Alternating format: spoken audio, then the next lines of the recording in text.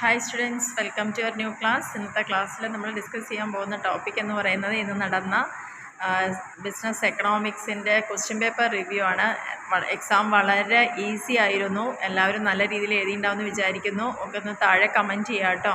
നമ്മൾ already discuss ചെയ്ത എല്ലാ ക്വസ്റ്റ്യൻസും തന്നെ ഇവിടെ വന്നിട്ടുണ്ട്. ഓരോ ചാപ്റ്ററിൽ നിന്നും പറഞ്ഞിട്ടുണ്ടായിരുന്നത് ഡിഫറെൻറ്റ് ടൈപ്സ് ഓഫ് മാർക്കറ്റിലെ മൊണോപ്പൊളിസ്റ്റിക് കോമ്പറ്റീഷൻ വന്നിട്ടുണ്ടായിരുന്നു. മാർജിനൽ കോസ്റ്റ് പറയുമ്പം പ്രത്യേകിച്ച് പറഞ്ഞ കുറച്ച് കോസ്റ്റുകളായിരുന്നു. ഒന്ന് മാർജിനലും ഓപ്പർച്യൂണിറ്റി കോസ്റ്റൊക്കെ അതൊക്കെ തന്നെ വന്നിട്ടുണ്ട്. ഡിമാൻഡ് ഫംഗ്ഷൻ നന്നായിട്ട് പഠിക്കാൻ പറഞ്ഞിരുന്നു. അതേപോലെ തന്നെ നമ്മുടെ സബ്ജക്റ്റ് ബിസിനസ് എക്കണോമിക്സ് ആയതുകൊണ്ട് അതെന്തായാലും പഠിക്കണം എന്ന് ഞാൻ പറഞ്ഞിരുന്നു. അതേപോലെ LPG പഠിക്കാൻ പറഞ്ഞിരുന്നു. ലിബറലൈസേഷൻ അതിൽ ചോദിച്ചിട്ടുണ്ട്. ഗിഫൺ പാരഡോക്സ് ആണ്, അത് നിങ്ങൾക്ക് പഠിച്ചിട്ടുണ്ടാവില്ല. ഒന്നുമില്ല. ഡിമാൻഡ് ഫംഗ്ഷൻ എന്താണോ ലോ ഓഫ് ഡിമാൻഡ്, സാധാരണ പ്രൈസ് കൂടുമ്പം ഡിമാൻഡ് കുറയും എന്നുള്ളതാണ് ലോ ഓഫ് ഡിമാൻഡ്. പക്ഷേ അതിന് നേരെ ഓപ്പോസിറ്റാണ് ഗിഫൺ പാരഡോക്സ് എന്ന് പറയുന്നത്. പ്രൈസ് കൂടുമ്പോൾ ഡിമാൻഡും കൂടുന്നൊരവസ്ഥ. ഓക്കെ, ഇനി next what do you mean by fiscal policy. ഞാൻ വ്യക്തമായി പറഞ്ഞായിരുന്നു മോണിറ്ററി പോളിസി, ഫിസ്ക്കൽ പോളിസി ഒക്കെ പഠിക്കണം എന്നുള്ളത്. ലാസ്റ്റ് ചാപ്റ്ററിൽ അതേപോലെ തന്നെ GDP എന്താണ്, ഗ്രോസ് ഡൊമസ്റ്റിക് പ്രൊഡക്റ്റ് എന്താണെന്നുള്ളത് പഠിക്കാൻ പറഞ്ഞ പോയിൻ്റായിരുന്നു. Law of supply, law of ഡിമാൻഡും സപ്ലൈയും നിർബന്ധമായും പഠിക്കാൻ പറഞ്ഞിരുന്ന ടോപ്പിക്കുകളാണ്. അപ്പോൾ എന്താണെങ്കിലും ആദ്യത്തെ പാർട്ടിൽ നിന്ന് 10 ക്വസ്റ്റ്യൻസിൽ നമുക്ക് 3 മാർക്കാണ്. ഇവിടെ സീലിംഗ് 24 മാർക്സാണ് ഉള്ളത്. അപ്പോൾ 8 എണ്ണം വരെ എഴുതിയാൽ തന്നെ നിങ്ങൾക്ക് ഫുൾ മാർക്ക് കിട്ടും. അപ്പോൾ അതിൽ നിങ്ങളെല്ലാം വിടാൻ ചാൻസുള്ളൊരു ക്വസ്റ്റ്യൻ 7ാമത്തെ ആയിരിക്കും. ബാക്കിയെല്ലാം നിങ്ങൾക്ക് അറ്റൻഡ് ചെയ്യാൻ പറ്റിയിട്ടുണ്ടാവും എന്ന് വിചാരിക്കുന്നു. ഇനി നെക്സ്റ്റ് സെക്ഷൻ ബിയിലേക്ക് വരികയാണെങ്കിൽ ഇവിടെയും നമ്മൾ ഡിസ്കസ് ചെയ്തിട്ടുള്ള ഓൾമോസ്റ്റ് ക്വസ്റ്റ്യൻസ് ഇവിടെ വന്നിട്ടുണ്ട്. ഗ്ലോബലൈസേഷൻ്റെ ബെനിഫിറ്റ്സ് എന്താണെന്നുള്ളത്. കാരണം ഞാൻ നേരത്തെ പറഞ്ഞു LPG പഠിക്കാൻ വേണ്ടി പ്രൈവറ്റൈസേഷൻ മാത്രമേ ഇപ്പോൾ ചോദിക്കാതെ വന്നിട്ടുള്ളൂ. ഗ്ലോബലൈസേഷൻ്റെ ബെനിഫിറ്റ് ചോദിച്ചു. അതേപോലെ തന്നെ മാർജിനൽ യൂട്ടിലിറ്റി തിയറി പഠിക്കണം എന്ന് പറഞ്ഞിരുന്നു, അത് എക്സ്പ്ലെയിൻ ചെയ്യാം. അതേപോലെ തന്നെ പെർഫെക്റ്റ് കോമ്പറ്റീഷൻ്റെ ഫീച്ചേഴ്സാണ് ഇവിടെ ചോദിച്ചിരിക്കുന്നത്.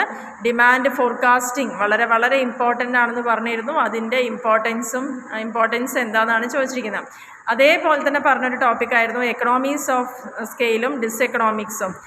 അപ്പോൾ ആ രണ്ടും എക്കണോമീസും ഡിസെക്കണോമീസും ബ്രീഫായിട്ട് എക്സ്പ്ലെയിൻ ചെയ്യാൻ പറഞ്ഞിട്ടുണ്ട്. അപ്പോൾ അത് രണ്ടും എക്സ്പ്ലെയിൻ ചെയ്തിട്ട് ജസ്റ്റ് അതിൻ്റെ ആ ഡീറ്റെയിൽസൊക്കെ ഒന്ന് അവിടെ എഴുതി കഴിഞ്ഞാൽ തന്നെ നിങ്ങൾക്ക് മാർക്ക് അവിടെ സ്കോർ ചെയ്യാൻ പറ്റും.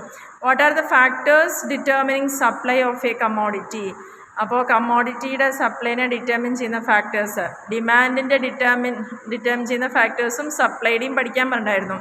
അതേപോലെ തന്നെ ഗെയിം തിയറി എന്തായാലും ഒന്ന് നിർബന്ധമായി നോക്കണം പറഞ്ഞൊരു കാര്യമാണ്. ഗെയിം തിയറി എന്താ 3 മാർക്സിനാണ് എക്സ്പെക്ട് ചെയ്തത്, പക്ഷേ ഇവിടെ 6 മാർക്കിനാണ് ചോദിച്ചിരിക്കുന്നത്. ഗെയിം തിയറി എന്താണെന്നുള്ളതും ആ മൂവുകളും ഒന്ന് എഴുതിയാൽ തന്നെ അവിടെ കുറച്ച് മാർക്ക് കിട്ടും. പിന്നെ ചോദിച്ചിരിക്കുന്നത് മൈക്രോ എക്കണോമിക്സും മാക്രോ എക്കണോമിക്സും. അത് ഡിഫറൻസ് ആയിട്ട് നിങ്ങളുടെ ടെക്സ്റ്റിലില്ലെങ്കിലും എന്താണെന്നുള്ള കാര്യങ്ങളെങ്കിലും അവിടെ എഴുതി വയ്ക്കാം. പിന്നെ ലാസ്റ്റിലേക്ക് വരികയാണെങ്കിൽ അപ്പോൾ ഇവിടെയും കുറച്ചൊരു എഴുതാതെ പോയൊരു പോയിന്റ് വേണമെങ്കിൽ നിങ്ങൾക്ക് ഗെയിം തിയറി ആയിരിക്കാം. ബാക്കിയൊക്കെ നിങ്ങൾക്ക് ഡയറക്റ്റ് ക്വസ്റ്റ്യൻസ് തന്നെയാണ് ചോദിച്ചിരിക്കുന്നത്. ഇവിടെയും 2 എണ്ണം നിങ്ങൾക്ക് ചോയ്സിൽ ഉള്ളതുകൊണ്ട് ബാക്കി എഴുതിയാലും മാർക്ക് കിട്ടും. അപ്പോൾ ഗെയിം തിയറി മിക്കവാറും നോട്ട് എഴുതാൻ സാധ്യത കുറവാണ് നിങ്ങൾ, പക്ഷേ ബാക്കിയെല്ലാം ഡയറക്റ്റ് ക്വസ്റ്റ്യൻസ് ആയിരുന്നു.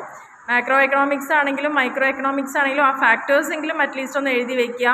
ഒന്ന് ഇൻസൈഡ് ദ ബിസിനസ് ആണ്, ഒന്ന് ഔട്ട്സൈഡ് ആണെന്നുള്ളതും അങ്ങനെയുള്ള കാര്യങ്ങളും ആ രണ്ടിലത്തെയും ഫാക്ടേഴ്സ് എഴുതി വെച്ചാൽ തന്നെ ഒന്ന് മാർക്ക് നിങ്ങൾക്ക് അവിടെ കിട്ടും. പിന്നെ സെക്ഷൻ സിയിലേക്ക് പോവുകയാണെങ്കിൽ വളരെ ഈസി ആയിട്ട് ഏറ്റവും ഫസ്റ്റിൽ നിന്ന് തന്നെയാണ് നിങ്ങളുടെ എസ്സേ ക്വസ്റ്റ്യൻ വന്നിരിക്കുന്നത്. ഡിമാൻഡ് എന്താണെന്നുള്ളതും ഡിമാൻഡിൻ്റെ ഡിറ്റർമിനൻസും അത് കൃത്യമായിട്ട് ഞാൻ പഠിക്കാൻ പറഞ്ഞൊരു എസ്സേ ആയിരുന്നു ആ ചാപ്റ്ററിൽ. അതേപോലെ തന്നെ ബിസിനസ് എൻവയോൺമെൻറ്റ്, അതിൻ്റെ കോമ്പോണൻസ്, നേച്ചർ, ഇമ്പോർട്ടൻസ്. അതുകൊണ്ട് ഫസ്റ്റിൽ തന്നെയാണ് അതൊക്കെ ചോദ്യങ്ങൾ വന്നിരിക്കുന്നത്. ഓൾമോസ്റ്റ് എന്തായാലും ഞാൻ പറഞ്ഞു ഗ്രാഫിനൊന്നും സമയം കളയേണ്ട ആവശ്യമില്ല, അത്രയ്ക്കൊന്നും ടഫായിട്ടുള്ളൊരു എക്സാം ആവില്ല എന്ന് കൃത്യമായിട്ട് ഞാൻ പറഞ്ഞിട്ടുണ്ടായിരുന്നു. അതേപോലെ തന്നെ വന്നു. അപ്പോൾ ഇനി നാളത്തെ എക്സാമിന് വേണ്ടിയിട്ടുള്ള കാര്യങ്ങളൊക്കെ ഒന്ന് നന്നായി പ്രിപ്പയർ ചെയ്യാം. എന്താണെങ്കിലും ഇതിൽ ഒരു 80%, 85% നല്ലൊരു മാർക്ക്, ശരിക്കും പറഞ്ഞാൽ ഫുള്ള് വാങ്ങിക്കാൻ പറ്റും എങ്കിൽ പോലും ഒരു 90% വരേക്കൊക്കെ എല്ലാവർക്കും സ്കോർ ചെയ്യാൻ പറ്റുന്ന ഒരു പേപ്പർ തന്നെയായിരുന്നു. എന്താണെങ്കിലും നിങ്ങൾക്കത് ഹെൽപ്ഫുൾ ആയിരുന്നോ ക്ലാസ്സുകളെന്ന് ജസ്റ്റ് ഒന്ന് കമൻറ്റ് ചെയ്യാം. Okay, thank you.